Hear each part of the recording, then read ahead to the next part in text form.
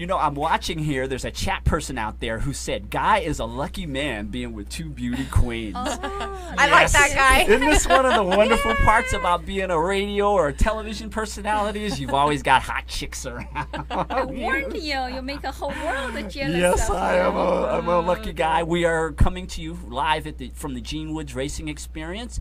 It's a stone throw from the Las Vegas Strip, and super excited to be interviewing Jennifer Snowden. She is the reigning Mrs. Nevada. She's been talking to us about her platform and Yes. what is it like. When I was going to commercial, I was telling you I wanted to see what is the day-to-day life like for a beauty queen. Well, you have to understand that Mrs. is different, and it's Mrs. Nevada America because there are different pageant circuits just like there are in Miss. But being Mrs., I am married, and I have two small boys. One is turning 5 in 3 days, and the other is 3 years old.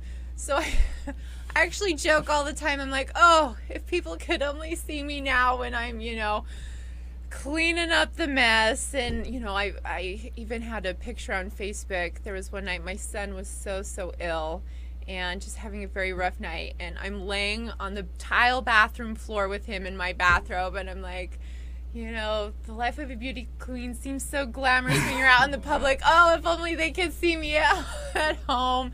But it's so much fun, and I love that I can incorporate my family into a lot of the things that I do. A lot of these charity events that I go to, they are family centered, and so I am able to bring my husband or my boys, and that's a wonderful thing to celebrate families and marriage and all of those good things. So that's one thing that is very different about Mrs. Nevada, but one thing that I really love about it.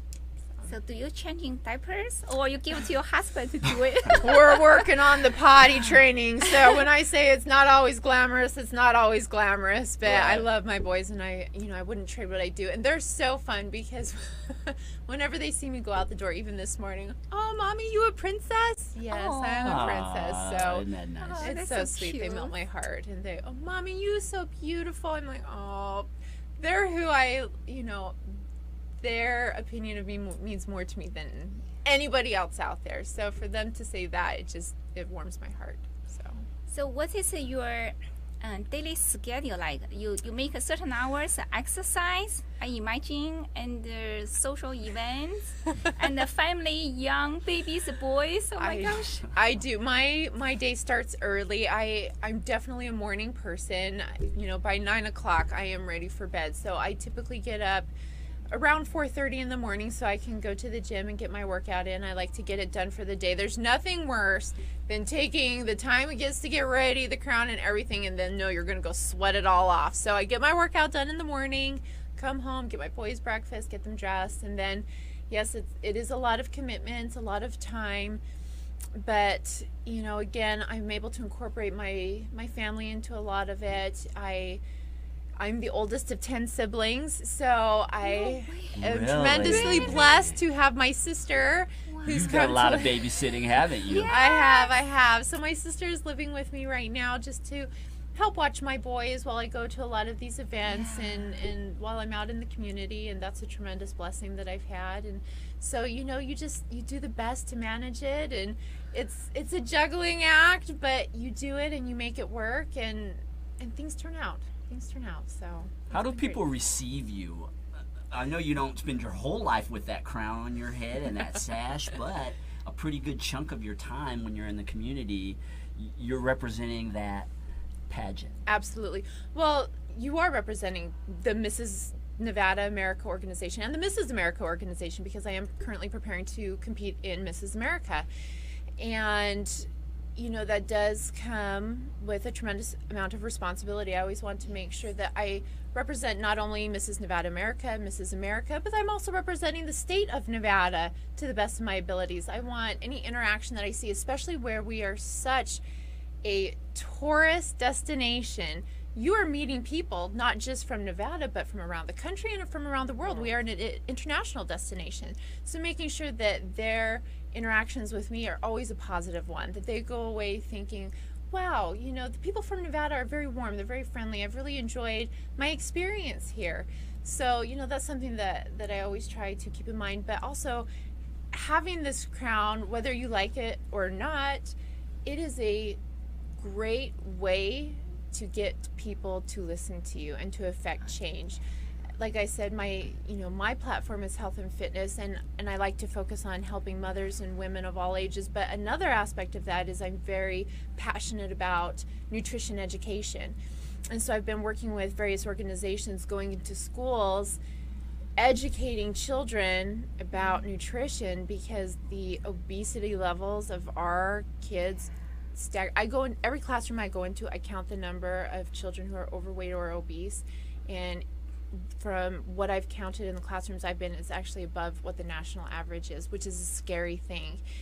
And these kids, if I go in there without the crown and sash, I'm just another person, which is fine. They'll listen, but they respond to this crown or sash. For good or bad, they respond to it. And right now, I am using that to get them to listen to me. You know, absolutely. When they say, "Oh, Princess is here," they want to listen, and I will keep their attention and take their ear as long as they will give it to me, and I will use this crown and sash as long as I have it to try to affect change in them. So it's a great tool for that. Yeah, you're leveraging your credibility to do a greater good. And that's what most of these pageants are all about. And again, that was something I discovered when I was representing a beauty queen. And people really don't understand that aspect of it, is that most of the time that you spend, like you talked about earlier in the interview, is in service to your community. You're probably spending more time in service to your community in this 1 year than most people spend in their entire lifetimes. Absolutely. Well, and one thing that last year's winner had told me is that you will probably spend less time on your own platform because you will be so busy with so many great organizations. And I have found that, I do have my focus and my personal passion, which I spend a good deal of time on, but there are so many worthwhile causes that need my help, that want my help, that I give my help to. So, it is a tremendous opportunity to affect change and to help these organizations make changes in their community, positive changes in their community. So yes, it is a great thing. I love it. I absolutely love it. So what keep your more mentally disciplined than just going to the gym? A lot of people go to gym, but for you, there's a lot of tasks and the competition choices on the daily basis. Mm-hmm. So what keep you stay on top? Truly what helps motivate me, like I said, are my boys. I want to be there long term for them. And when you allow yourself to become unhealthy, and the reason I say unhealthy, and I don't refer to it as thin or overweight or things like that, is because it's not about the number on the scale. You can be the skinniest person in the world and not be a healthy person. Yeah. It is about what you're putting in your body, what you're doing to your body, and being a healthy person. And that does take a great amount of discipline, to get up and to put that workout in, and not just to work out. I see so many people at the gym who are barely lifting anything, barely putting any effort into it. I'm like, you should have just stayed in bed. Mm-hmm. You have to put in the work. You have to do the healthy shopping. You have to do the food preparation. You have to be active and put in that work. And it does take discipline, absolutely. So do you discipline your kids? Certain things don't eat. No, don't eat. You have to, because they're such a young age. I do. And it's not about saying you can't do that or you can't do this. When you continually present good options to them, they may balk at it at first.